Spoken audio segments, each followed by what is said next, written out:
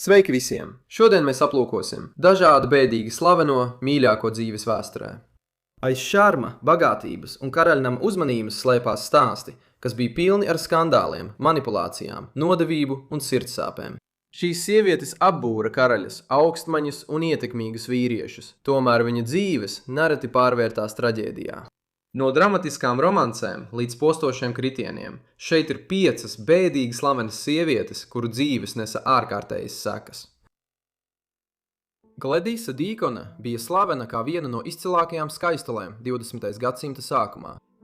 Taču viņas dzīve pārvērtās traģēdijā, ko noteica eksperimentālās plastiskās ķirurģijas postošie rezultāti, sarežģīta mīlas dzīve un pakāpeniska garīgās veselības pasliktināšanās.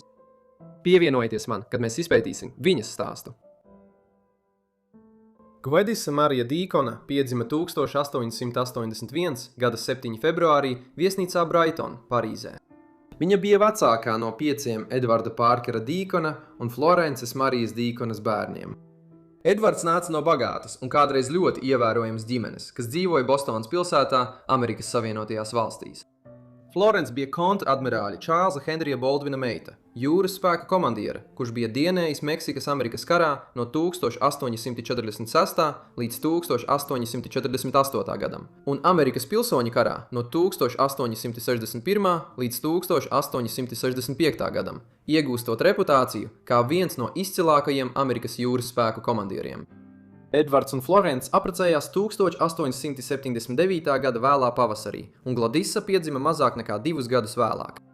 Gladisas agrā dzīve bija ārkārtīgi nemierīga, lielā mērā viņas vecāku uzvedības dēļ.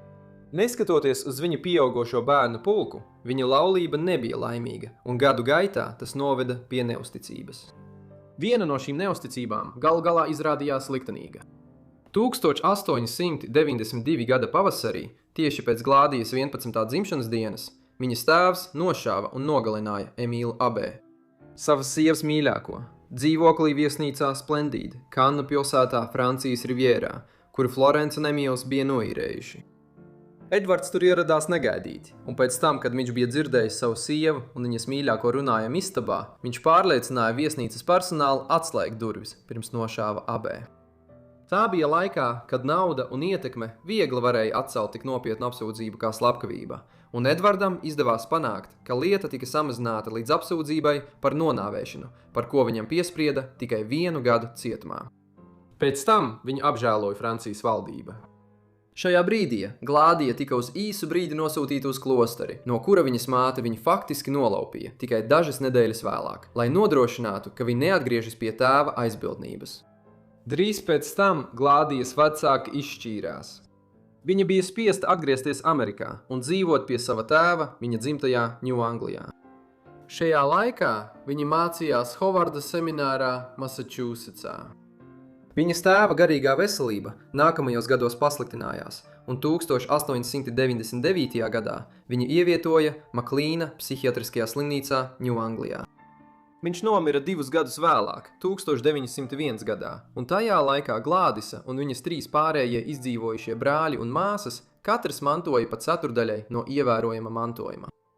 Tajā laikā Glādisa un viņas brāļi un māsas jau bija atgriezušies Eiropā, lai dzīvot kopā ar māti Francijā, lai gan viņi regulāri apmeklēja arī Itāliju un Angliju. Līdz brīdim, kad viņas tēvs tika ievietots iestādē, Glādisa jau bija izplaukusi par skaistu jaunu sievieti, kuru zīmēja un gleznoja daudzi atzīti Belle Époque laikmeta mākslinieki Parīzē. Slavenais franču rakstnieks Marcels Prusts par viņu teica: "Nekad neesmu redzējis meiteni ar tādu skaistumu, tik izcilu inteliģenci, tik lielu labestību un šarmu." Tādējādi viņa tika romantiski saistīta ar daudziem Rietuma Eiropas aristokrātiem jau no 1890. gadu beigām, tostarp ar Prūsijas kroņa princi. Viens no šiem bija īpaši nozīmīgs. 1897. gadā, kad Gladisa vēl bija tikai 16 gadus veca, viņa tika uzaicināta apmeklēt Blenheimas pili Anglijā, kas bija Spenceru Čērčilu ģimenes rezidence, kuras galva bija Čārls Spencers Čērčils, 9. Marlboro hercogs. 1895. gadā Marlboro hercogs apprecējās ar Consuelo Vanderbilti, ārkārtīgi bagātu amerikāņu mantinieci no Vanderbilta dzelzceļa un tērauda ģimenes, tādējādi izglābjot Spenceru Čerčilu ģimeni no hroniskām finansiālām grūtībām, kurās viņi tolaik atradās. Tomēr, lai gan Marlboro un Vanderbiltas savienība bija izdevīga no finansiālā un sociālā viedokļa, tā nebija laimīga savienība. Un Gladisai labāk iepazīstot Marlboro hercogu, viņa drīz vien iesaistījās ārlaulības attiecībās ar hercogu, kas turpinājās vairāk nekā 20 gadus, līdz hercogs un viņa pirmā sieva izšķīrās. Arī 20. gadsimta sākums bija ievērojams ar to, ka Gladisa bija iesaistīta vienā no pasaulē pirmajiem slavenajiem neveiksmīgas plastiskās ķirurģijas gadījumiem. 1903. gadā, kad viņai bija tikai 22 gadi, un neskatoties uz viņas atzīto skaistumu, Gladisa veica agrīnu kosmētiskās ķirurģijas procedūru, kuras laikā viņas degunā un žokļa līnijā tika inicēts parafīns, lai tiem piešķirtu izteiktāku formu. Šis agrīnais priekštecis botoks injekcijām bija neveiksmīgs. Parafīns viņas žokļa līnijā sakrājās ap zodu, kur tas izveidoja lielas kunkuļus, kas viņai palika uz visu atlikušo mūžu. Neskatoties uz šo neveiksmi, viņa joprojām palika ievērojama personība augstākajās sabiedrības aprindās 20. gadsimta sākumā. Viņa bija ārkārtīgi izglītota, bet arī neizprotama. Piemēram, viņa varēja būt gan sabiedriska, gan noslēgta, un bieži vien meklēja rakstnieku un glaznotāju sabiedrību, taču drīz vien šķietami bez iemesla zaudēja interesi par šīm draudzībām. Vairākas no šīm draudzībām noveda pie tā, ka viņas portrets tika glaznoti gadu gaitā. Īpaši ievērojams ir Giovanni Boldini, slavenā itāļu mākslinieka no 20. gadsimta sākuma darbs, kuram Gladisa pozēja 1901. gadā. Un vēl viens aptuveni tajā pašā laikā tapis glaznojums, ko radījis Johns Singers Sargents, amerikāņu emigrants, kurš tika uzskatīts par vienu no vadošajiem portretu glaznotājiem Anglijā 20. gadsimta sākumā. Pēdējais, iespējams, tika glaznot pēc Gladisas neveiksmīgās plastiskās operācijas, jo glaznā viņa attēlota ar plīvuru, kas aptīts ap viņas sejas apakšdaļu. Neskatoties uz viņas neveiksmīgo plastisko operāciju, viņas attiecības ar Marlboro hercogu turpinājās gan 1900. gan 1910. gados. Šajā periodā hercoga laulība faktiski bija atklātas attiecības, un Consuelo pati bija iesaistījusies romānā ar francūzi vārdā Jacques Balsans, kurš bija viens no Eiropas aviācijas pionieriem. Galu galā 1921. gadā Consuelo un hercogs vienojās šķirties, lai varētu turpināt savas citas attiecības. Drīz pēc tam Consuelo apprecējās ar Balsānu, bet Gladisa un Marlboro hercogs tajā pašā gadā, 25. jūnijā, salauzās Parīzē. Interesanti, ka Gladijas un hercoga laulība pēc 20 gadus ilgas puslīdz slepenas draudzības neizrādījās laimīga. 1920. gados Gladija, kura tobrīd jau bija 40. un tuvojās vecumam, kad viņas tēva psiholoģiskais stāvoklis sāka sašķelties, pati sāka izrādīt nopietnas garīgās veselības problēmas. Arī viņas tēva māte savos vēlākajos gados bija cietusi no garīgās nestabilitātes. Šo ģenētisko komponenti viņas garīgās veselības problēmās pastiprināja arī mūža laikā iegūtā izkropļošana neveiksmīgas plastiskās operācijas dēļ, kā arī viņas un Marlboro nespēja radīt bērnus. Visu šo iemeslu dēļ attiecības starp hercogu un Gladisu Blenheimas pilī kļuva arvien saspringtākas. Jāsaka, ka par šo spriedzi lielā mērā bija atbildīga Gladisa. Pirmkārt, viņa uzstāja, lai virs galvenajiem portikiem un durvīm pilī tiktu uzgleznotas lielas viņas acu gleznas. Pēc tam viņai attīstījās apsēstība ar Blenheimas spanielu audzēšanu un kopšanu. Viņa sievas pārlieku dedzīgā aizraušanās ar suņu audzēšanu acīm redzami nepatika hercogam. Situācija vēl vairāk pasliktinājās no 1927. gada pēc tam, kad hercogs pievērsās Romas katoļticībai. Līdz 1920. gada beigām viņa bija pazīstama ar to, ka naktī pie gultas turēja revolveri. Gadījumam, ja hercogs, kurš tajā laikā jau gulēja citā istabu blokā, mēģinātu viņu apciemot. Reiz kādās vakariņās Blenheim pilī Gladisa ieradās lejā uz vakariņām ar ieroci un apsēžoties pie galda viesa priekšā, nolika to sev blakus uz galda.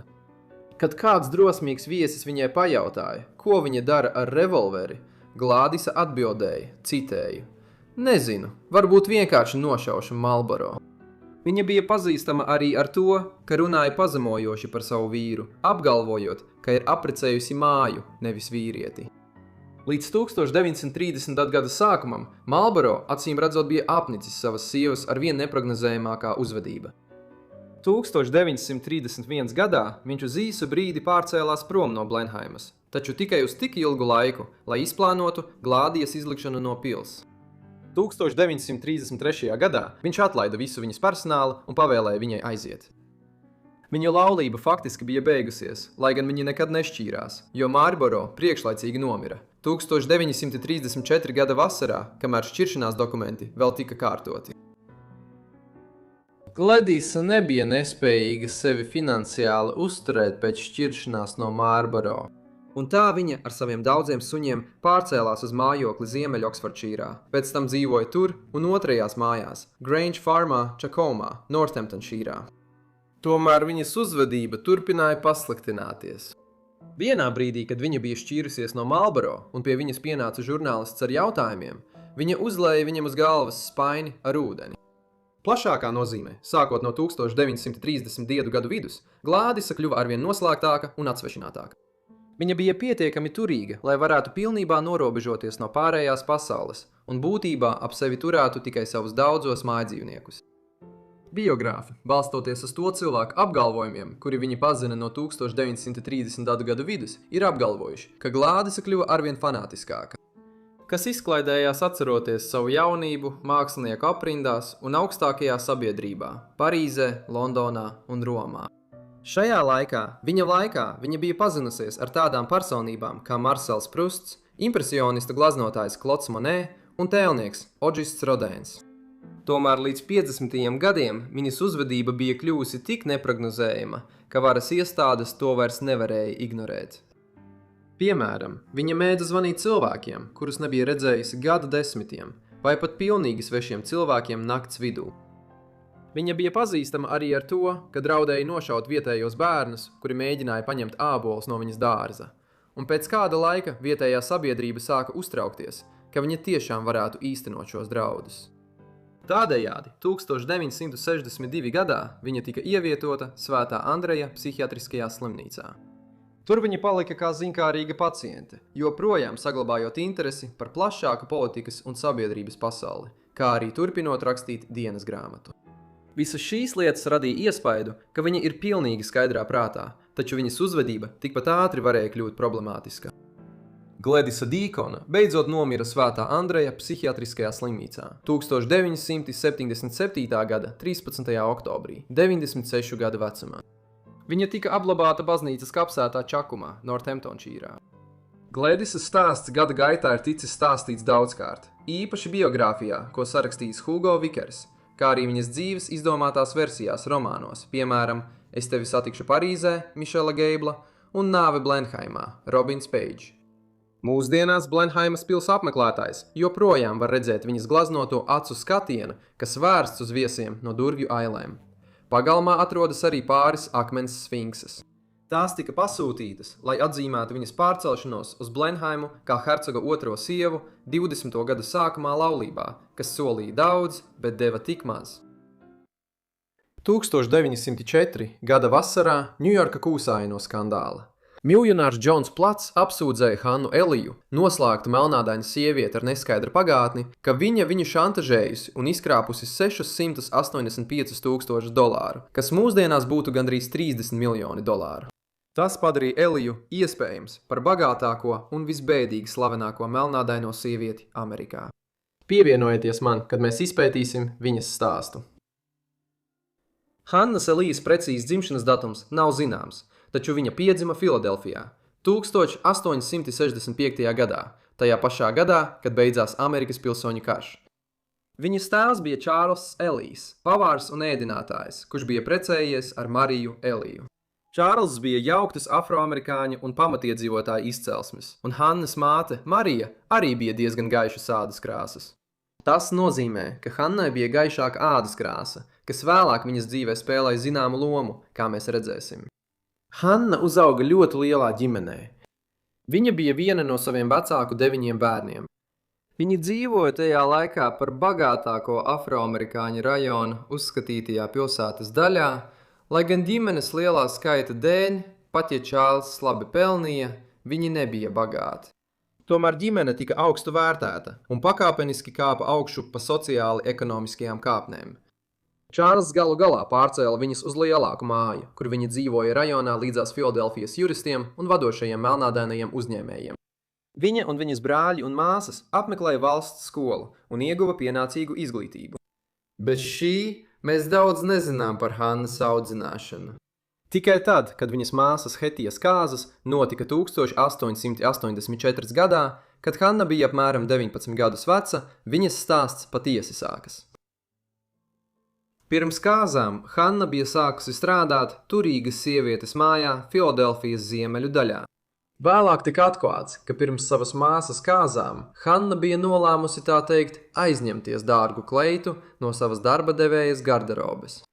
Hetijas kāzās daudzi komentēja, cik grazna un skaista bija Hannas kleita. Viņa, kā teica viens no viesiem, bija vakara karaliene. Tomēr ar to viss nebeidzās. Varbūt Hanna bija iecerējusi kleitu atdot atpakaļ tur, no kurienes tā bija paņemta, un cerēja, ka viņas rīcība paliks pilnīgi nepamanīta. Tomēr dažas dienas vēlāk, pirms viņa bija atgriezusies darbā, pie Elija mājām ieradās policisti un arestēja Hannu. Viņas darba devējs bija pamanījis, ka kleita pazudusi, un saprata, ka tā noteikti bija Hanna, kas to paņēma.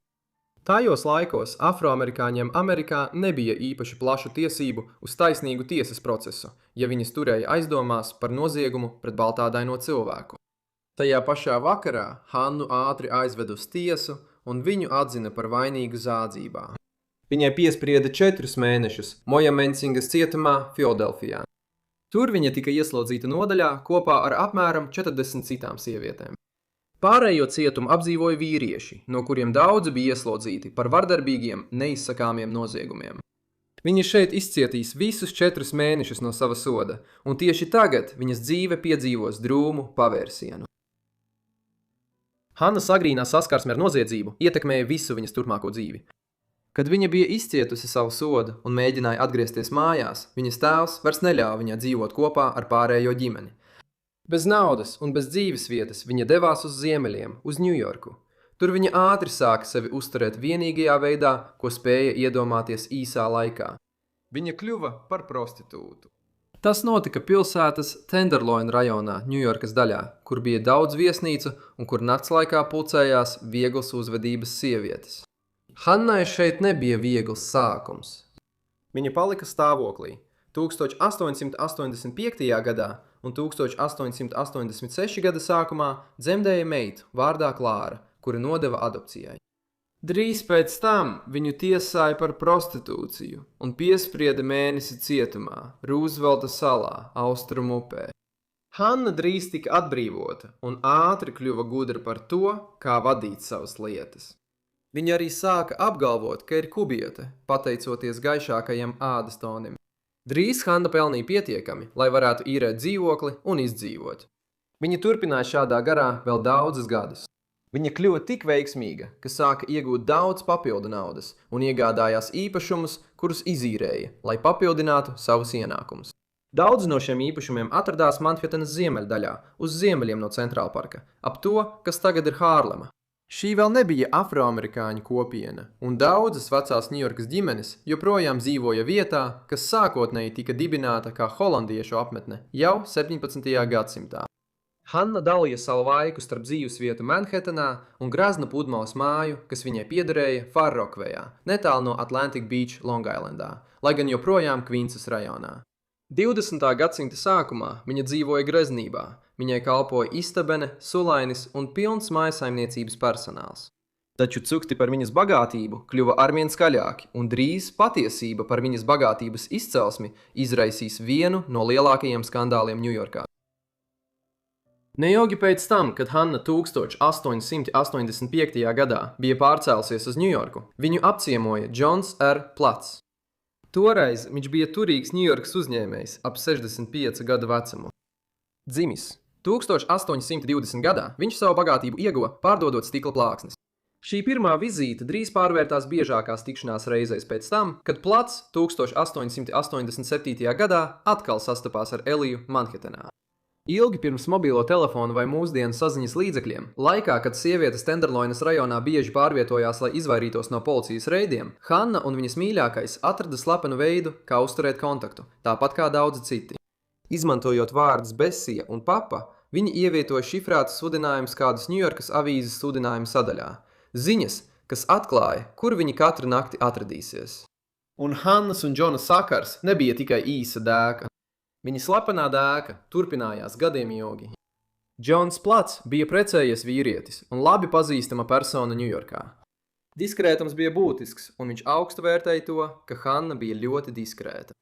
Plats drīz sāka dot viņai naudu. Daudz naudas. Vēlākie avoti liecina, ka viņš sāka dot viņai no 2 līdz 6 tūkstošiem dolāru mēnesī, kas mūsdienu naudā ir no 70 līdz 210 tūkstošiem dolāru. Viņš arī deva viņai padomus, kā izmantot šo naudu īpašumu un akciju iegādēji. Drīz viņa kļuva turīga un galu galā kļuva par vienu no bagātākajām sievietēm pasaulē, iespējams bagātāko melnādaino sievieti Amerikas Savienotajās valstīs. Viena no Hannas pirmajām investīcijām Džona Plata vadībā bija māja netālu no viņa ģimenes mājām, kur viņa sāka izīrēt istabas. Kādā naktī, 1895. gadā, Plats atnāca ciemos. Durvis atvēra īrnieks Kornēlijs Viljams, melnādains vīrietis, kurš tajā laikā tur dzīvoja, un viņš bija aizkaitināts. Kad Plats, izmantojot savu sagvārdu Mr. Grīns, pajautāja, vai mājinieki ir mājās, Viljams aizcirta viņam durvis deguna priekšā. Vēlāk viņš pajautāja kalponei, kas bija tas vīrietis, un viņa atbildēja, ka tas bija Mr. Grīns. Pēc dažām nedēļām Elijas izmeta Viljams no mājas. Viņš bija kļuvis apsēsts ar viņu, un izlikšana viņa smagi skāra. Pārliecināts, ka pie vainas ir noslēpumainais Mr. Grīns, viņš aizgāja nikns un zvērēja atriepties. 8 gadus vēlāk, augstā 1903. gada novembra pēcpusdienā, Andrew Hasvells Grīns, klusais ģēnijs, kas stāvēja aiz Centrāla parka un Ņujorkas publiskās bibliotēkas, atgriezās mājās pēc ģimenes pusdienām. Kad viņš tuvojās savām mājas kāpnēm, Kornēlijs Viljams jau gaidīja. Paranoisks, maldu pārņems un joprojām apsēsts. Sajaucot Grīnu ar Platu, Viljams izvilka revolveri un izšāva. Grīns nokrita turpat, kur stāvēja, nekad neuzzinot, ka kļuvis par traģisku upuri atriebībā, ar kuru viņam nebija nekāda sakara. Kornēlijs Viljams vēlāk tika tiesāts, atzīts par neprātīgu un atlikušo mūža daļu pavadīt rakonamā. 1890. gadā Hanna apprecējās ar afroamerikāņu dzelzceļa strādnieku vārdā Kristofers Smits, taču neskatoties uz šo laulību, viņas attiecības ar Platu turpinājās. Smits galu galā aizgāja 1897. gadā, apgalvojot, ka sievas attiecības ar Platu viņam šķiet nepanesamas. Lai Smits klusētu, Džons slepus nokārtoja juridiskās nepatikšanas aizkūsēs un pēc tam deva Hannai vēl vairāk naudas, lai viss paliktu noslēpumā. Tajā laikā Plata sieva jau bija mirusi, un viņš nekavējoties iegādājās Hannai greznu pilsētas māju netālu no Centrāla parka, lai varētu viņu biežāk satikt. Taču gadiem ejot, Plats kļuva nemierīgs. Vaina, alkatība vai bailes, kaut kas viņā sagrozījās, un kad viņš beidzot salūza, viņa kaislīgā slepenā romantika pārvērtās par vienu no trakākajiem skandāliem, kādu Ņujorka jebkad bija pieredzējusi. Hannas attiecības ar Platu šodien būtu gandrīz nezināmas, ja ne ārkārtējie notikumi, kas sākās 1904. gada vasarā. Tajā laikā Plats iesniedza tiesā prasību pret Hannu, apsūdzot viņu milzīgas naudas summas izspiešanā vairāku gadu garumā, lai viņa klusētu par viņa pirmo vizīti pie viņas. Laikam ejot, iesaistītā naudas summa bija kļuvusi satriecoša. Plats apgalvoja, ka kopumā Hanna viņu bija šantažējusi un izspiedusi nedaudz vairāk nekā 685 000 dolāru. Aprēķināt naudas vēsturisko vērtību var būt sarežģīti, īpaši ilgākos laika periodos, ar mainīgām ekonomikām. Tomēr mēs varam secināt, ka šajā gadījumā šī summa aptuveni atbilst 30 miljoniem dolāru mūsdienās. Milzīgā naudas summa piesaistīja Ņujorkas iedzīvotāju uzmanību, un vairākus mēnešus laikraksti ar nepacietību ziņoja par katru lietas pavērsienu. Plats piedāvāja krāsainu attaisnojumu tam, kā viņš vispār iesaistījās kopā ar Eliju. Viņš uzstāja, ka nebija devies pie viņas kā pie baudas sievietes. Nē, pēc viņa teiktā, viss sākās vēl 1880 gadu beigās, kad viņš it kā nejauši iegāja masāžas salonā, ko vadīja Elija, vienkārši meklējot atvieglojumu no smagas reimatisma lēkmes, nevis kaut ko intīmāku. Viņš tad apgalvoja, ka 1890 gados apmeklējis viņu vēlreiz un sācis viņai finansiāli palīdzēt, lai izveidotu pansiju. Tad, pēc Pola Plata teiktā, viņš bija klivis par viņas ļaunprātības neapzinātu upuri. Viņš apgalvoja, ka Hanna bija sākusi viņu šantažēt. Ja viņš neturpinās viņai dot lielas naudas summas, viņa iešo pie viņa ģimenes un apgalvošot, ka daudzus gadus viņš pie viņas nācis pavadīt kaislas pilnas naktis. Plats bija ievērojams Ņujorkas biznesa sabiedrības loceklis, un policija viņa apgalvojums uztvēra nopietni. Hanna tomēr negribēja sadarboties. Kad policija pirmo reizi vērsās pie Hannas, viņa atteicās ierasties uz nopratināšanu. Tad viņi iebruka viņas rindu mājā un konfiscēja visu, ko vien varēja atrast, un kas viņa prāt varētu būt saistīts ar lietu. Viņu aizveda uz Tomsas cietumu, Lejas Manhetenā, kas ir bēdīgi slavena ar savu drūmo un nelabvēlīgo vidi. Hanna pavadīja vairākas saspringtas dienas aiz augstajām cietuma sienām, taču tad, pārsteidzošā pavērsienā, viņu pēkšņi atbrīvoja. Izmeklētāji secināja, ka nav pierādījumu, kas apstiprinātu viņa apgalvojumu, ka Hanna viņu šantažējusi. Neskatoties uz milzīgajām summām, izrādījās, ka Plats gadu no gada bija labprātīgi nodevis šo naudu. Turpmākajās nedēļās kļuva skaidrs, ka Plats šo lietu bija uzsācis tikai bez lielas apņēmības. Patiesais spiediens nāca no viņa ģimenes. Kad viņi atklāja, ka viņš klusībā bija atdevis bagātību, viņas pārņēma panika. Tas, ko viņi uzskatīja par milzīgu mantojumu, gandrīz pilnībā bija pazudis, un viņi vēlējās kādu vainot. Kad Plats atsauca apsūdzības, jo policija neko neatrada, kas tās apstiprinātu, viņa ģimene ņēma lietas savās rokās, iesūdzot Hannu civiltiesā, lai atgūtu naudu. Bet tāpat kā iepriekš, viņi palika tukšā. Līdz 1905 gada sākumam stāsts sāka izplēnēt, un Hanna tika attaisnota.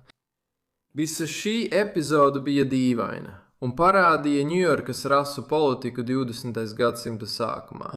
Piemēram, laikraksti, kas atspoguļoja šo stāstu, šķita vairāk ieinteresēti Hannas rasiskajā izcelsmē nekā pašā lietā, un daži pat izdomāja, ka viņa ir ārzemēs dzimusi sieviete. 20. gadsimta vidus bija Eiropas migrācijas uz Ņujorku kulminācija, un sensacionālie virsraksti par ārzemju prostitūtu, kas apkrāpja bezpalīdzīgu 80 gadus vecu vīru, izplatījās kā ugunsgrēks. Skandāls atklāja pilsētas dziļās bailes un aizdomas par pieaugošo jaunpienācēju vilni, kas satricināja viņa pasauli. Hanna palika Ņujorkā daudzus gadus.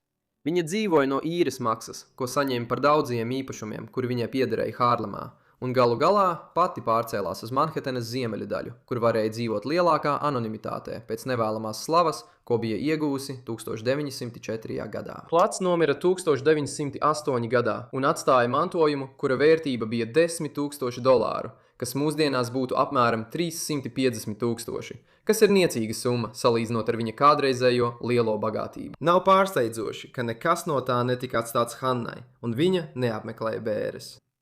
1910. gados Hanna iesaistījās dažādos zemes darījumos Hārlemā, kad šis rajons sāka attīstīties par turīgu afroamerikāņu patvērumu, tuvojoties 1920. gadu Hārlemas renesansei. Tomēr Hanna maz ko redzēja no šī afroamerikāņu kultūras uzplaukuma reģionā. 1923. gadā nogurusi no savas ilgstošās sliktās slavas Ņujorkā un, iespējams, lai izvairītos no vairākām tiesas prāvām par savu apšaubāmo finanšu pagātni, Hanna nolēma aizbraukt pavisam. Viņa un viņas sulainis, Japānas vārdā Kato, iekāpa kuģī uz Eiropu un nekad vairs neatgriezās. Hanna tad apmetās uz dzīvi Francijā. Tas, kas notika pēc tam, ir mītu avots. Viena versija vēsta, ka viņa nomira Parīzē.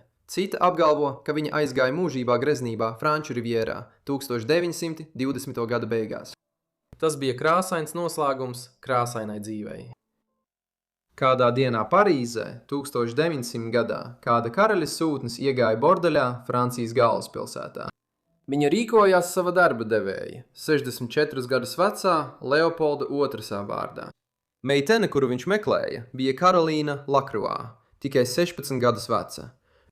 Tas iezīmēja vienas no Eiropas skandalozākajām karaļnamu dēkām sākumu, kas padarīja Lakroā par visvairāk nīsto sievieti Beļģijā un vienlaikus par multimiljonāri. Tātad izpētīsim viņas stāstu. Lai gan šodien viņa galvenokārt ir pazīstama kā Karolīna Lakroā, sieviete, kura kļuva par Beļģijas karaļa mīļāko, patiesībā bija dzimusi kā Blanča Selija Josefīna de Lakroā. 1883. gada 13. maijā Bukarestes pilsētā, Rumānijas karalistē. Viņas tēvs bija vīrietis vārdā Žils de Lakroā, bet māte Katrīna Josefīne Sabile. Informācija par viņas agrīno dzīvi ir ierobežota un iegūsi savu veidu mītisku raksturu, pateicoties tam, kas notika vēlāk viņas dzīvē. Viena no versijām vēsta, ka viņa bija 13. bērns saviem vecākiem. Citi uzskata, ka viņas tēvs bija franču diplomāts, kurš Blančas dzimšanas laikā tika norīkots uz Bukaresti. Savukārt daži viņu raksturo pieticīgāk, kā sētnieku Francijas sūtniecībā pilsētā. Citi avoti norāda, ka līdztekus savam darbam viņš Rumānijā iesaistījās izdevīgos biznesa darījumos, jo šī valsts, pateicoties naftas bagātībai, kļuva ekonomiski nozīmīga Eiropas industrializācijas laikā. Lai kāda būtu patiesība, šķiet, ka ģimenei neizdevās kļūt bagātai. Blanča jaunībā bija spiesta strādāt par bārmenei, un 1890. gadu beigās, kad viņa vēl bija pusaudze, viņa jau strādāja bordelī. Tur viņa sāka izmantot vārdu Karolīna. Belle Époque Parīzē bija diezgan ierasti, ka šajā profesijā cilvēki izmantoja pseidonīmus, un drīz vien viņa piesaistīja dažu ļoti svarīgu personu uzmanību. Acīm redzot, Karolīnai jau bija izveidojusies zināma reputācija līdz 1900 gadam, kad viņa tuvojās savai 17. dzimšanas dienai. Un tieši ap šo laiku Leopolds II, Beļģijas karalis, kopš 1865. gada apmeklēja Francijas galvaspilsētu. Tajā laikā Karolīna bija Antoāna Emanuela Durio, bijušā Francijas militārā virsnieka, kurš bija 18 gadus vecāks par viņu mīļākā. Durio arī darbojās kā tas, ko mūsdienās mēs sauktu par suteneri, cilvēks, kurš sarunāja viņai tikšanās ar turīgiem klientiem. Viņi bija savāda pāra. Durio bija problēmas ar azartspēlēm, un lai gan viņa pelnīja naudu, viņi pastāvīgi kavēja rēķinu apmaksu, dzīvojot augstākās klases Elizejas pilī galvaspilsētā. Tieši šajā laikā Leopolds apmeklēja Franciju un dzirdēja par Karolīnu Lakroā. Viņu raksturoja kā virsvidējā auguma, pilnīgām formām, tomēr graciozu, ar skaistu sejas ādu un bagātīgiem kastaņbrūniem matiem. Ieinteresēts, viņš tad nosūtīja vienu no saviem darbiniekiem uz Elizejas pili, kur viņu paziņoja: Madāma, mani pie jums sūtījis kungs, kurš jūs ir ievērojis. Viņš ir ļoti augsta ranga persona, taču viņa augstais stāvoklis man liedz atklāt viņa vārdu. Tikšanās ar Leopoldu tika sarunāta jau nākamajā dienā. Pēc Karolīnas memoāriem, kuras viņa publicēja 10 gadu vēlāk, viņa nekavējoties kļuva par Leopoldu mīļāko, jo viņš uzaicināja viņu ceļot kopā ar viņu uz Austriju. Pēc pirmās tikšanās tika panākta vienošanās, saskaņā ar kuru Durio tika izmaksāta atlīdzība. Kad ziņas par attiecībām noplūda, Leopolda saistība ar de Lakroā ātri kļuva par publisku skandālu. Lai gan viņam iepriekš bija bijušas citas mīļākās, nopelnot iesauku Beļģijas un skaisto sieviešu karalis, viņa romāns ar Karolīni atšķīrās no visiem pārējiem. Pirmkārt, viņa bija lepna, asas rakstura un slikti izglītota vienkāršā sieviete, kura bija strādājusi par prostitūtu, kamēr viņš bija gandrīz par pusgadsimtu vecāks. Leopolds joprojām bija precējies ar savu ilgi cietušo sievu Mariju Henrieti no Austrijas, ar kuru viņam bija 4 bērni. 3 meitas, kuras vēl bija dzīvas, un dēls, kurš nomira bērnībā.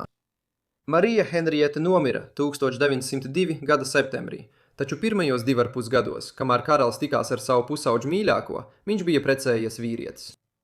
Pat pirms karalienes nāves, Karolīnas loma Leopolda dzīvē kļuva arvien grūtāk noslēpjama. Lai gan viņš parasti lika viņai ceļot ar izdomātu vārdu, viņš izdarīja neparastu soli, ņemot viņu līdzi uz karalienes Viktorijas bērēm 1901. gadā, kas izraisīja skandālu Eiropas galmos un šokēja Briseli. Kad nākamajā gadā nomira viņa paša karaliene, pēdējie ierobežojumi pazuda un Karolīnas status kļuva atklātāks un atzītāks. Ironiski, šī nekaunīgā savas mīļākās demonstrēšana Leopoldam maksāja vairāk popularitātes dzimtenē nekā pat viņa brutālie noziegumi Kongo, kā mēs drīz redzēsim. Galu galā pārim kopā piedzima 2 bērni. 1906. gada februārī piedzima dēls vārdā Lucians Filips. Otrais dēls, Filips Anrī, piedzima 1907. gada oktobrī. Divu dēlu piedzimšana attiecības vēl vairāk sarežģīja. Lai gan viņi bija dzimuši ārlaulībā, Leopolda vienīgais dēls no pirmās sievas bija miris bērnībā. Un tā kā saskaņā ar Beļģijas likumiem, sievietes nevarēja mantot troni, viņš bija kārdināts atzīt savus dēlus, kas dzimuši attiecībās ar Lakroā, lai kāds no viņa bērniem varētu viņu mantot. Galu galā viņš to nekad neizdarīja, un kad viņš nomira 1909. gadā, viņa mantotāja kļuva viņa brāļa dēls Alberts. Pēc viņa sievas nāves gadiem ilgi klīda pastāvīgas baumas, ka Leopolds slepeni bija apprecējis Karolīnu, un šādas laulības būtu izraisījušas skandālu pat tad, ja viņa nebūtu bijusī kurtizāne, kas bija gandrīz par pusgadsimtu jaunāka par viņu. Tas ir tāpēc, ka šāda savienība tika uzskatīta par morganātisku laulību, kas ir laulības starp cilvēkiem ar atšķirīgu sociālo stāvokli. Lai gan šādas laulības mūsdienās ir kļuvušas plaši pieņemtas, līdz pat 20. gadsimta vidum no karalisko personu laulātajiem tika sagaidīts, ka viņi nāks no citām karaļnamu ģimenēm vai augstākās aristokrātijas. Viss, kas bija zemākas izcelsmes, tika uzskatīts par dinastisko tradīciju pārkāpumu un parasti sastapās ar spēcīgu pretestību. Šīs baumas sasniedza kulmināciju 1906. gadā, kad avīzes visā pasaulē sāka publicēt stāstus, ka Leopolds ir apprecējis Karolīni. Piemēram, tieši pēc Ziemassvētkiem 1906. gadā Jaunzēlandes laikraksts Star publicēja viņas profilu ar nosaukumu Beļģijas valdnieka morganātiskā sieva. Tas būtībā apgalvoja, nepiedāvājot nekādus pierādījumus, ka kāzas jau ir notikušas, ka Karolīna jau bija morganātiskā laulībā ar Leopoldu, un ka viņa plānoja panākt, lai viņas bērni tiktu iekļauti Beļģijas troņa mantošanas kārtībā. Patiesībā nav nekādu pierādījumu, kas liecinātu, ka šāda agrīna savienība jebkad būtu notikusi. Karolīnai tikai pašās Leopolda dzīves beigās beidzot izdevās viņu pārliecināt apprecēties ar viņu.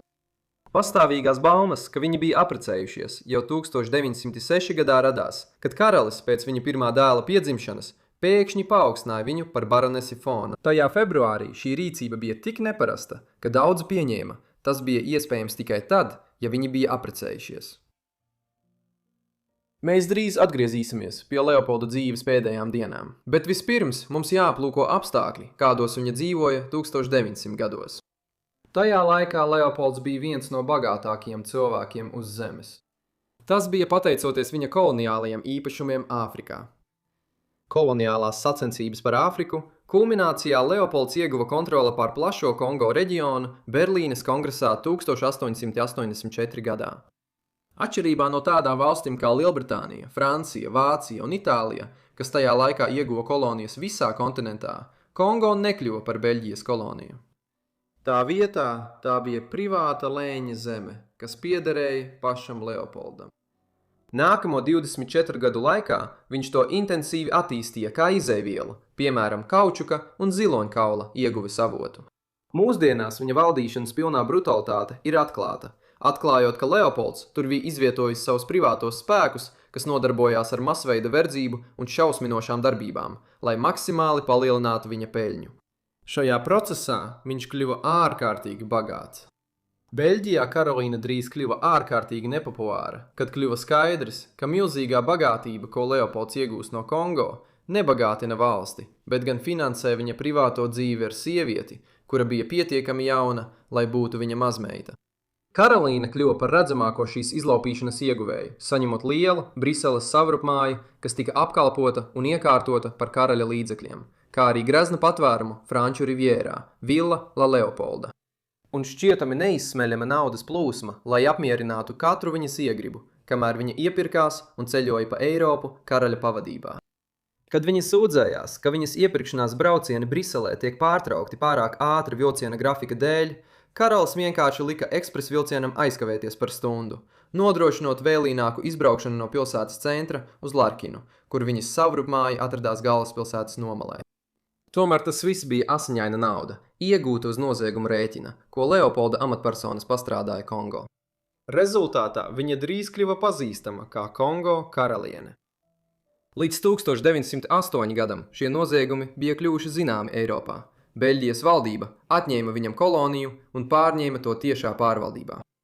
Neskatoties uz visām bagātībām, ko viņa ieguva no sava mīļākā, Karolīna turpināja tikties ar savu bijušo suteneru Antoānu Emanuelu Durjo. Viņš bija sekojis viņai uz Briseli un, domājams, dzīvoja tur no naudas, ko ieguva no viņas. Dažkārt viņa pat pamanīja ieejam un izejam no viņas mājas, un viņas mēģinājumi to noslēpt, apgalvojot, ka viņš ir viņas brālis, darbojās tikai uz laiku. Leopolds drīz saprata, ka kaut kas notiek, un viņa greizsirdība pieauga. Pēc tam, kad viņš viņu konfrontēja, viņš pavēlēja nojaukt visus vizuālos šķēršļus starp viņas māju un savu tūmā esošo pili. Lai viņš varētu tieši pārskatīt teritoriju un pastāvīgi vērot viņu, kā arī ikvienu, kurš uzdrīkstējās viņu apciemot. 1909. gada decembra sākumā Leopolds smagi saslima. Tad 12. decembrī pēc gadiem ilgas atteikšanās to darīt, viņš beidzot apprecēja Karolīni. Viņš nomira 5 dienas vēlāk, 74 gadu vecumā, un viņa vietā stājās viņa brāļa dēls Alberts. Strīdi izcēlās nekavējoties. Leopolds bija sakārtojis savu testamentu un finanses tā, lai lielākā daļa tiktu novēlēta Karolīnai vai ievietota trastos un čālas uzņēmumos viņu 2 dēliem, kad tie pieaugs. Precīza summa joprojām nav zināma, taču gandrīz noteikti tā tolaik sasniedza vairākus 10 miljonu, kas mūsdienu naudā būtu aptuveni $1 miljards vai pat vairāk. Leopolda attiecības ar meitām no pirmās laulības jau gadiem bija saspringtas, un viņām abām tika atstāti aptuveni 6 miljoni franku. Tā bija tikai neliela daļa no milzīgās bagātības, ko viņš bija ieguvis ar savām šausminošajām darbībām Kongo, un jebkurā gadījumā šī summa viņām tika piešķirta galvenokārt caur Beļģijas valsti, nevis ar Leopolda testamentu. Uz nāves gultas karalis pat atteicās satikt savas meitas, taču Karolīna bija klāt viņa nāves brīdī. Tiklīdz Leopolds nomira, sākās tiesvedības, jo viņa meitas centās iegūt lielāku daļu no mantojuma. Karalis Alberts arī mēģināja atgūt daļu no tā, ko Leopolds bija atstājis savai ilgadējai mīļākajai. Piemēram, viņa tika izlikta no Villa La Leopolda, Franču Rivierā, kur jaunais Beļģijas karalis atkal pieprasīja Beļģijas kroņa īpašumā. Karolīna tagad kļuva vēl vairāk ienīsta Beļģijas sabiedrībā, un vismaz vienā gadījumā viņas kariete tika konfiscēta un Briseles ielās apmētāta ar akmeņiem. Tomēr viņa šķita lielākoties vienaldzīga pret naidīgumu vai savu reputāciju. Tā vietā viņa apprecējās ar Doriju, kurš bija ticies ar viņu pa laikam visu to 9,5 gadu laikā, kad viņa bija Leopolda mīļākā. Dīvainā kārtā, pēc tam, kad viņi gandrīz 10 gadus bija vilkuši savu savādo slepeno attiecību, laulība izrādījās šo attiecību beigas. Šī savienība ātri sabojājās, un viņi izšķīrās 1913. gadā. Karolīna dzīvoja graznu dzīvi pēc Leopolda nāves, kā arī pēc otrajām laulībām un šķiršanās, neskatoties uz tiesas prāvām un citiem šķēršļiem. Viņa bija mantojusi vismaz 7 miljonus ASV dolāru no viņa īpašuma un iespējams vēl vairāk, kas mūsdienās būtu milzīga bagātība. Viņai bija vairāki ievērojami pielūdzēji Rietuma Eiropas aristokrātu vidū, taču viņa vairs neaprecējās. Viņas jaunākais dēls Filips nomira 1914. gadā, bet vecākais dēls nodzīvoja ilgu mūžu, līdz pat 1984. gadam, nesot Telfjūrenes hercoga titulu. Karolīnas vēlākā dzīve, salīdzinot ar 20. gadsimta 1. un 2. desmitgadi, bija salīdzinoši mierīga un bez lieliem notikumiem. Viņa dzīvoja klusu, ļoti ērtu dzīvi. Nedaudz saudabīgā solī, pēc tam, kad ap viņu vairs nebija nekādu strīdu un Eiropa viņa lielākoties bija aizmirsusi, Karolīna nolēma 1930. gados izdot savas dzīves memoārus. Tas tika publicēts 1937. gadā ar angļu nosaukumu Vienkāršā sieviete apprecēja karali, kā to stāstījusi baronese Devona Polam Fūram. Vēsturnieki parasti ir piesardzīgi vērtējuši memoāru saturu, jo daudz elementi no tā, ko Karolīna stāstīja savās sarunās ar Fūru, varētu nebūt precīzi, vai arī vienkārši kalpotu viņas paša interesēm. Viņa pārdzīvoja Otro pasaules karu un nomira Francijas dienvidrietumos 1948. gada 12. februārī, 64 gadu vecumā. 1780. gadu beigās turku izcelsmes kurtizāne vārdā Zofija Potocka ieguva slavu visās Eiropas galmās. Dažus gadus iepriekš viņa uzsāka attiecības ar princi Grigoriju Potjomkinu, sava laika slavenāko Krievijas militāro komandieri un slepenībā Krievijas ķeizarienes Katrīnas lielās vīru. Bet kas bija Zofija Potocka un kā viņa kļuva par vienu no Eiropas slavenākajām kurtizānēm? Sieviete, kura kļuva par vienu no 18. gadsimta slavenākajām kurtizānēm, piedzima salīdzinoši pieticīgos apstākļos. 1760. gada 11. janvārī Bursas pilsētā Ziemeļrietumu Turcijā, tajā laikā Osmaņu impērijas teritorijā. Viņa piedzima kā Sofija Klavona. Viņas tēvs bija Konstantīns Klavons, grieķu izcelsmes katamergens. Neilgi pirms viņa sasniedza pusauģa gadus, Klavonu ģimene 1772. gadā pārcēlās no Bursas uz Osmaņu galvaspilsētu Stambulu. Viņas dzīve turpmākajos gados piedzīvoja vairākus dramatiskus pavērsienus. 1775. gadā Zofijas tēvs nomira. Tad, gadu vēlāk, 1776. gadā ģimenes māja tika iznīcināta vienā no lielajiem ugunsgrēkiem, kas periodiski izcēlās un izplatījās pa pilsētas pārpildītajiem dzīvojamiem rajoniem 17. un 18. gadsimtā. Savas nabadzības dēļ Zofijas māte Marija jutās spiesta pārdot divas savas meitas, tostarp Zofiju, Polijas vēstniekam pie sultāna Galma Stambulā. Karols Boskams Lasopolskis, diplomāts ar holandiešu izcelsmi, kurš kalpoja Polijas-Lietuvas kopvalsts dienestā. Vēstnieks bija labi pazīstams kā persona, kas sagādāja sievietes, kuras tika sūtītas uz Polijas karaļa Staņislava II Augusta galmu Varšavā. Tagad Boskams uz laiku ņēma Zofiju un viņas māsu savā aizbildniecībā. Viņas tika izmitināts viņa rezidencē netālu no Stambulas un nodrošināts ar padziļinātu izglītību. Piemēram, šajā laikā Zofija iemācījās runāt franču valodā, kas tajā laikā bija Eiropas galmu lingua franca. Tas faktiski bija apmācības process, lai viņa varētu iekļauties 18. gadsimta Eiropas galmu sabiedrībā. Tieši laikā, kad Zofija atradās Boskampa aizbildnībā, viņa pirmo reizi satika Jozefu de Vitu, poļu muižnieku, kuram arī bija holandiešu izcelsme. Aizrāvies ar Sofiju, viņš izdomāja apprecēt viņu. 1779. gadā, un viņi atgriezās viņa dzimtajā Polijā, apmetoties netālu no Kamjanecas, kas tagad ir daļa no rietumu Ukrainas, bet toreiz atradās Polijas-Lietuvas kopvalsts austrumu perifērijā. Šeit Jāzepa tēvs jau agrāk šajā gadsimtā bija izveidojis savu varas bāzi, padarot de Vitu ģimeni par nozīmīgu politisko spēku Polijas-Krievijas pierobežā. 1781. gadā jaunais pāris devās lielajā tūrē pa Eiropas galvaspilsētām. Sākot ar Varšavu, viņi devās uz rietumiem, lai apmeklētu dišciltīgo galmus Berlīnē, Vīnē, Venēcijā, Romā un Parīzē. Tieši šī ceļojuma laikā pa Eiropu Zofija pirmo reizi guva startautisku ievērību.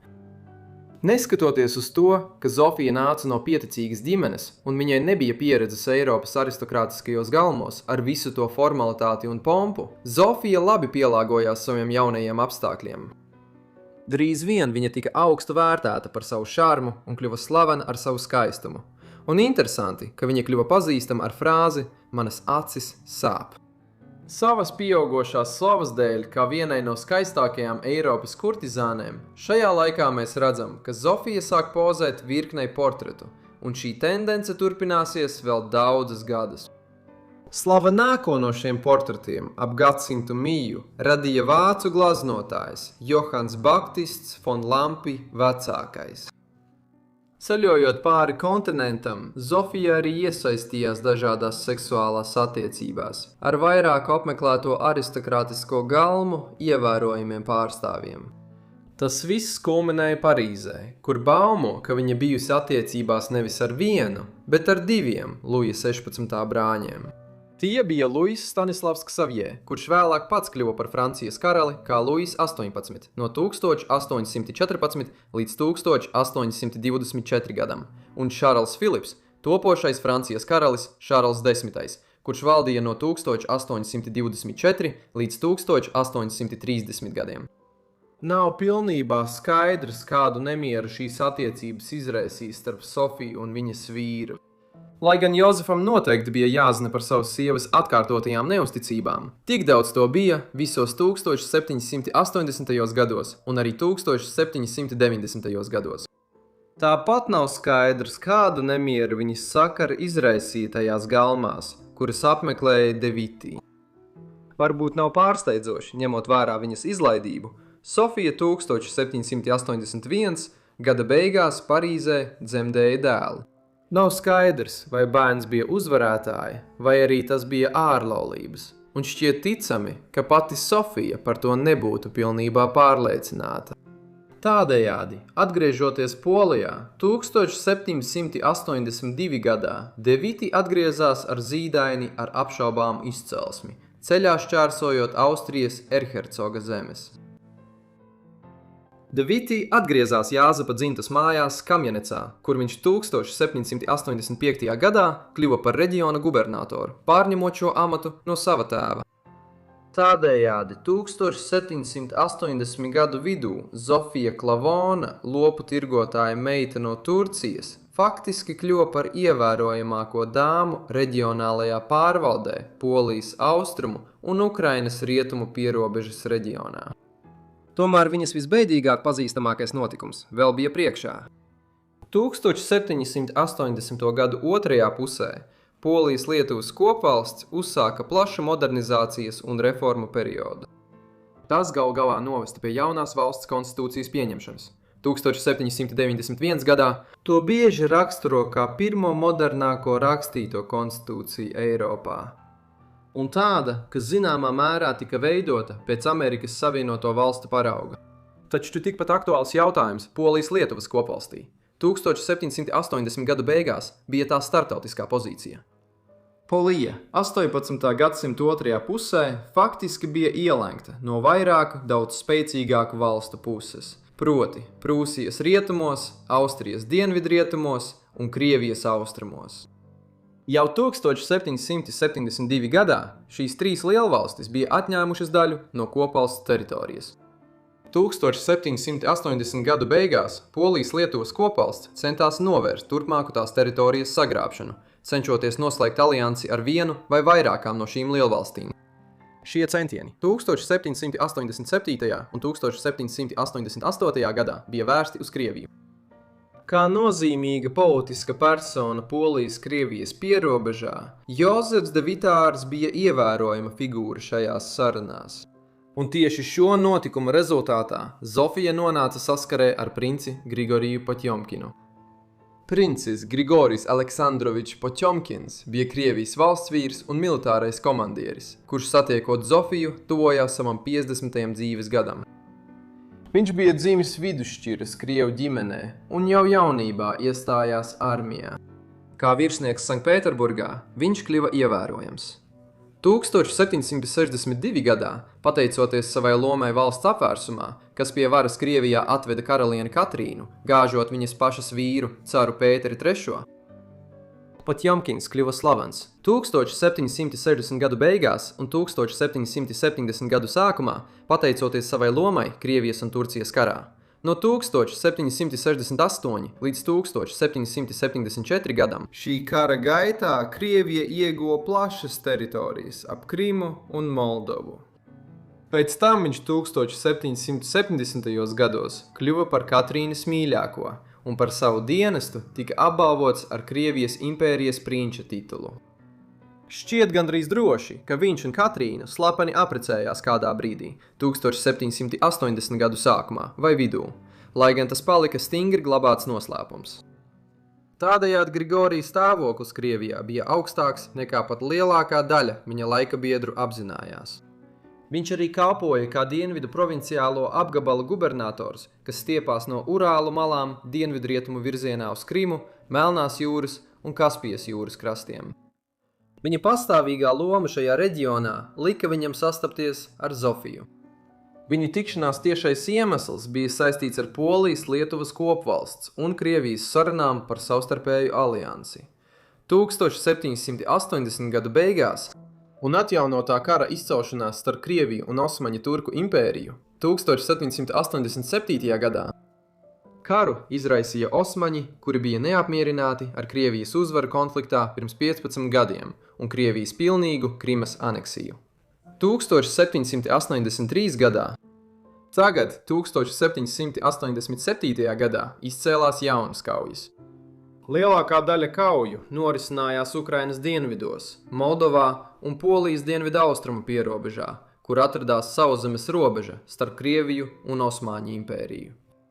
Ņemot vērā Kamjanecas tūmu kara frontai, Devitu ģimene bija cieši iesaistīta Polijas atbildē uz karu. Pateicoties savai turku izcelsmei, Zofija neoficiāli bija atbildīga par lielāko daļu trīsstūrveida diplomātisko attiecību starp Polijas Lietuvas kopvalsti, Krieviju un Turkiem konflikta laikā. Krievijas un Turcijas karš beidzās. 1792. gadā, kad Osmaņu impērija tika faktiski sakauta un spiesta pieņemt Krievijas pārākumu Krimas reģionā, tomēr Potjomkins nesagaidīja kara beigas. 1791. gada 16. oktobrī viņš nomira kampaņas laikā pie mūsdienu Vondo, Ziemeļrumānijā. Ir izvirzītas daudzas teorijas par viņa nāves cēloni, un daži uzskata, ka viņš ticis saindēts. Tomēr visdrīzāk viņa nāves iemesls bija slimība, ko izraisīja bronhiālā pneimonija. Zofijas attiecības ar Potjomkinu šķiet vēl turpinājās viņa nāves brīdī, lai gan tas bija visiem zināms. 1791. gada sākumā viņa kopā ar princi devās uz Sanktpēterburgu, un tur viņa tika atklāti iepazīstināta ar Krievijas augstāko sabiedrību, kā Potjomkina mīļākā. Pēc viņa nāves viņa atkāpās no iesaistes Krievijas sabiedrībā un atgriezās Polijā. Par Sofijas vēlīno dzīvi ir zināms mazāk. 1796. gadā, atgriezusies Polijā, viņa izšķīrās no sava vīra Juzefa Devita.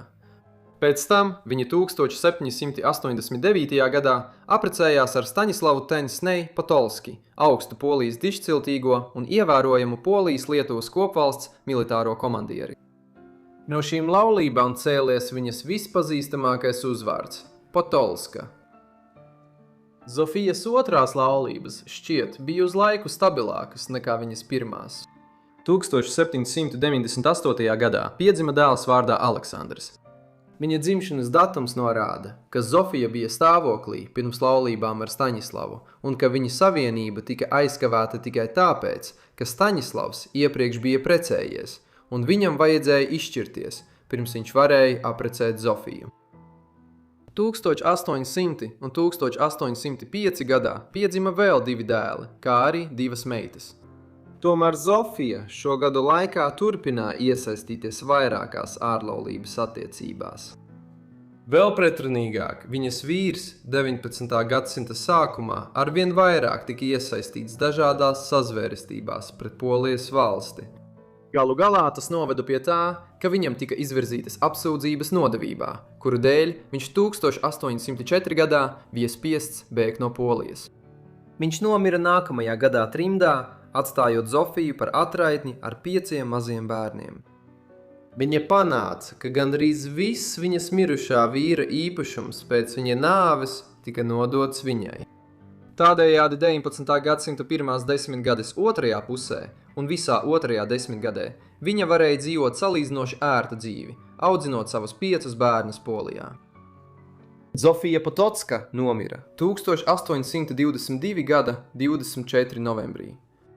Viņa bija saslimusi dažas mēnešus iepriekš un devās uz Prūsijas galvaspilsētu Berlīni, lai meklētu attīstītāku medicīnisko aprūpi, nekā tolaik bija pieejama Polijā. Tieši tur viņa nomira 1822. gada novembrī. Savā dzīves laikā viņa bija slavena ar savu skaistumu, un vairāki viņas portreti, kas saglabājušies līdz mūsdienām, to apliecina. Viņas dzīve iespējams ir visinteresantākā, ar to, ka tā parāda, cik plaši izplatīta bija izlaidība pat augsta līmeņa laulībās, kas valdīja Eiropas aristokrātiskajos galmos ancien režīma beigās. Tomēr tieši viņas attiecības ar Potjomkinu ir iemesls, kāpēc viņu galvenokārt atceras arī mūsdienās. Eimija Lajona piedzima kā kalēja meita Svona koledžā Češīrā, Anglijā, 1765. gada pavasarī. Vēlāk viņa pieņēma vārdu Emmu Hārtu, apprecējās ar seru Viljamu Hamiltonu, Lielbritānijas vēstnieku Neapoles galmā Dienviditālijā. Un vēlāk kļuva par Horācija Nelsona, Lielbritānijas izcilākā jūras komandiera Napoleona kara laikā mīļāko.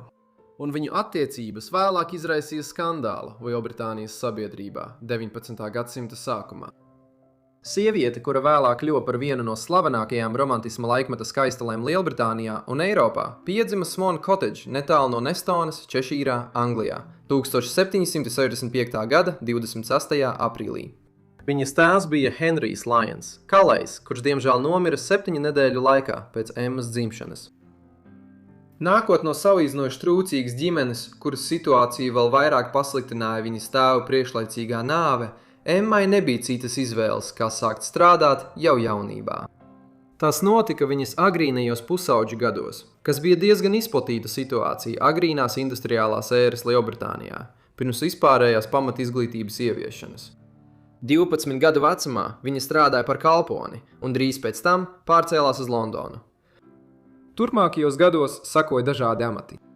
Tieši pusaudzes gados viņa mainīja savu vārdu uz Emmu Hārtu un sāka attiecības ar Čārlzu Grevilu, britu antikvāru un parlamenta locekli no 1774 līdz 1790 gadiem.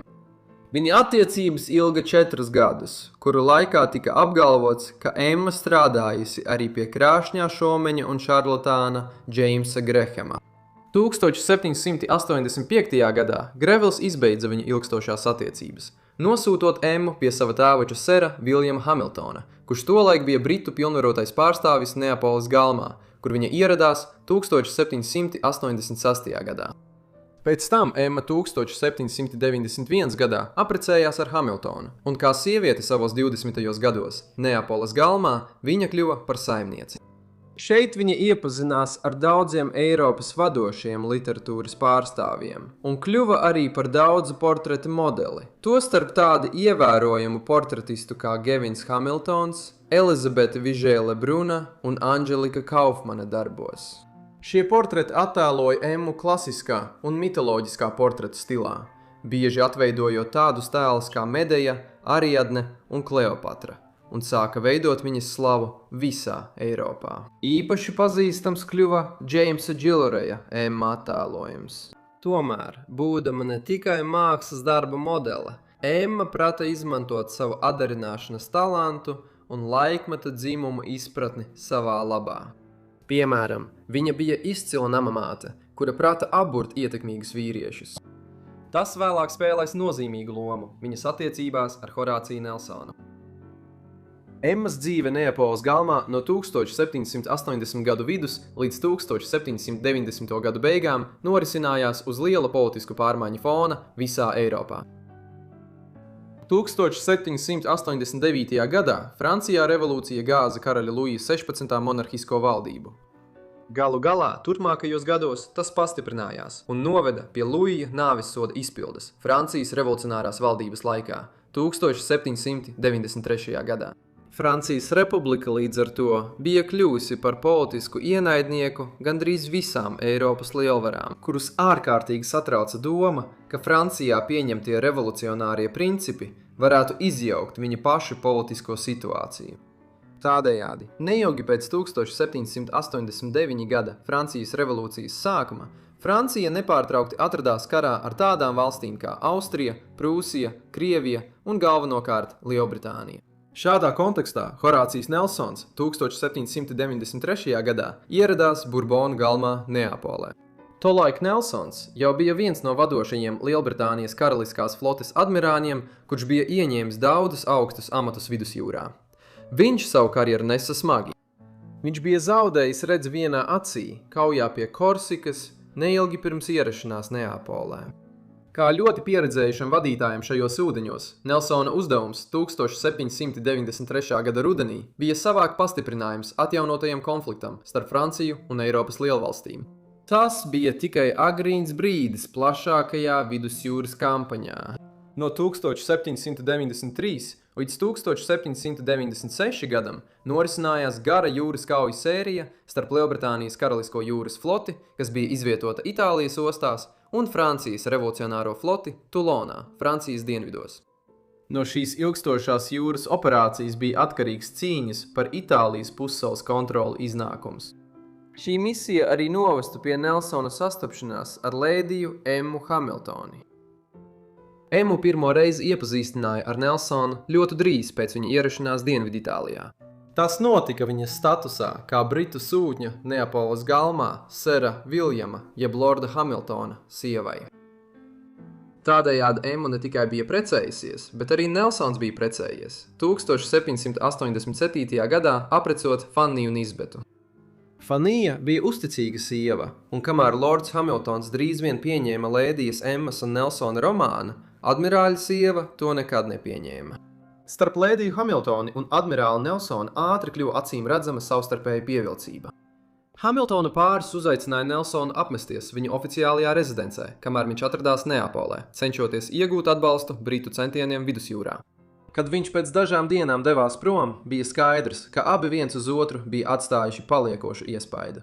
Ar to lieta varēja arī beigties, taču pēc 5 gadiem Nelsons atkal nonāca Neapolē.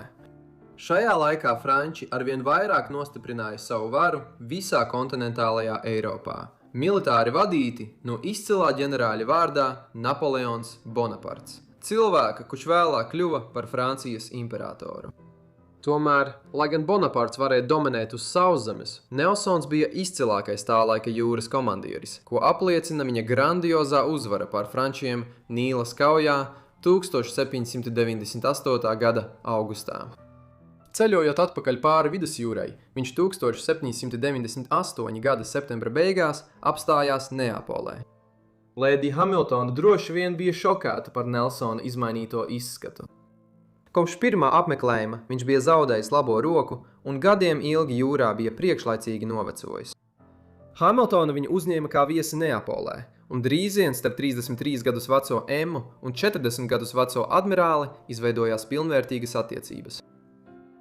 Lords Hamiltons, iespējams daudzu iemeslu dēļ, kas nav pilnībā skaidri, nolēma pievērt acis uz savas sievas neusticību ar viņu mājas viesi. Iespējams, Hamiltons bija sterils, un vainas sajūta par to, ka viņš nespēja Emmai dāvāt bērnus, varēja būt viens no iemesliem, kāpēc viņš pieļāva sievai iesaistīties šajā romānā. Līdz 1798. gada novembrim Britu laikrakstos jau bija nonākušas ziņas par Nelsona romānu Itālijā. Turpmāk lēdija Emma un viņas jau slavenais mīļākais kļuva par pastāvīgu mēdīju uzmanības objektu Anglijā. Dažas viņu rīcības izraisīja tikai vieglu interesi, taču lielākā daļa Britu augstākās sabiedrības bija šokēta. Šī apsēstība ar pāri tikai pieauga nākamajos gados, kad gan viņi, gan Lords Hamiltons atgriezās Anglijā. 1799. gadā Neapolē notika tautas sacelšanās, kas galu galā noveda pie tā, ka Napoleons tur iecēla jaunu franču karaļnamu. Šo notikumu gaitā daudzi Lielbritānijas vēstniecības un Britu kopienas locekļi, kas bija izveidojušies tur, 1790 gadu periodiskajos karos ar Franciju, sāka doties atpakaļ uz Britāniju. Kad viņi 1800. gada novembrī sasniedza Londonu, uzreiz radās spriedze starp Nelsonu, viņa mīļāko un Lordu Hamiltonu no vienas puses un Nelsona sievu un plašāko ģimeni no otras puses. Visi iesaistītie jau pirms atgriešanās Britānijā labi zināja par šo romānu, taču trijotnes fiziskā klātbūtne Anglijā radīja spriedzi, kuru tagad vairs nevarēja viegli ignorēt. Situācija sāsinājās, kad Nelsona sieva Fanija ātri saprata, ka lēdija Emma ir stāvoklī ar Nelsona bērnu. Atšķirībā no Emmas vīra, Lorda Hamiltona, viņa nekad labprātīgi nepieņemtu šo romānu. Cenšoties saglabāt mieru, Nelsons apmetās kopā ar savu sievu un ģimeni, kamēr Hamiltoni dzīvoja atsevišķi vairākās Londonas adresēs. Tomēr, kad Fannija izvirzīja Nelsonam ultimātu izvēlēties starp sevi vai lēdiju Emmu, tas piespieda viņu pieņemt lēmumu. Neilgi pirms atgriešanās aktīvajā jūras dienestā 1801. gadā viņš uzsāka oficiālu separācijas procesu ar Fanniju, kas 19. gadsimta sākumā bija daudz neparastāka rīcība nekā mūsdienās. Turklāt 1801. gada janvāra beigās Nelsona un Emmas meita piedzima. Viņi viņu nosauca par Horāciju. Tagad, kad Nelsons bija prom ārzemēs aktīvā jūras dienestā, Emma bija sākusi pievērsties Anglijas augstākajai sabiedrībai, cenšoties iegūt sabiedrības atbalstu sev un Nelsona lietai. Zīmīgi, tas varēja vēl vairāk uzkurināt Londonas baumu dzirnavas. Kā vienā no viņas sabiedriskajiem pasākumiem, Velsas princis, nākamais karalis Džordžs IV, aizrāvās ar lēdiju Emmu, lai gan viņa centieni pievērst viņas uzmanību nepie kā nenoveda. Tajā rudenī, pēc Emmas ieteikuma, Nelsons noorganizēja nama Merton Place iegādi Vimbldonā, kur viņi tagad dzīvoja kopā, atklāti. Lēdija Emma, Lords Hamiltons un admirālis Nelsons pēc viņa atgriešanās Anglijā. Kad 1802. gada marta Amjēnas līgums atkal uz īsu brīdi izbeidza karu starp Lielbritāniju un Franciju. Lords Hamiltons nomira 1803. gada aprīlī, kas beidzot nedaudz mazināja kritiku, ko Londonas sabiedrība turpināja izteikt par viņa dzīvi trietā. Taču lēdija Emma un admirālis Nelsons nevarēja baudīt tradicionālāku laulības dzīvi, jo Lords Nelsons pārdzīvoja Hamiltonu tikai par 2 gadiem. Nelsons, vīrs, kurš savas jūras karjeras laikā bija guvis tik daudz ievainojumu, beidzot nomira no viena no tiem 1805. gadā. Miers starp Lielbritāniju un Franciju pēc Amjēnas līguma ilga tikai 1 gadu. 1803. gada maijā sākās tas, ko parasti dēvē par 3. koalīcijas karu, kurā Lielbritānija, Krievija, Zviedrija un Austrija apvienojās pret Franciju un tās Eiropas satelītu valstīm, tostarp Itāliju un Spāniju. Viena no Napoleona galvenajām stratēģijām šī atjaunotā konflikta laikā bija mēģinājums iebrukt Lielbritānijā. Taču, lai to izdarītu, viņam bija nepieciešams nogādāt Francijas floti, kas lielākoties atradās Vidusjūrā, cauri Gibraltāra šaurumam un uz ziemeļiem Lamanšu šaurumā. Kad tas tika mēģināts 1805. gadā, Nelsons tika uzdots uzdevums novērst šo operāciju. 21. novembrī Britu karaviskā flote, ko vadīja Nelsons, pie Trafalgaras, pie Spānijas dienvidu rietumu krastiem, sakāva apvienoto franču un spāņu floti. Tagad neviena franču iebrukuma armija nevarēja pāriet no Francijas uz Britāniju, taču Nelsona spožākā uzvara bija arī viņa pēdējā. Viņš kaujas laikā tika smagi ievainots un nomira tikai 3 stundas vēlāk. Emmu pārņēma izmisums, kad Anglijā nonāca ziņas. Viņa vairākas nedēļas gulēja gultā sērās, taču ilgtermiņā bija jārisina Nelsona testaments. Britu valsts bija apņēmusies pēc iespējas vairāk izslēgt lēdiju Emmu.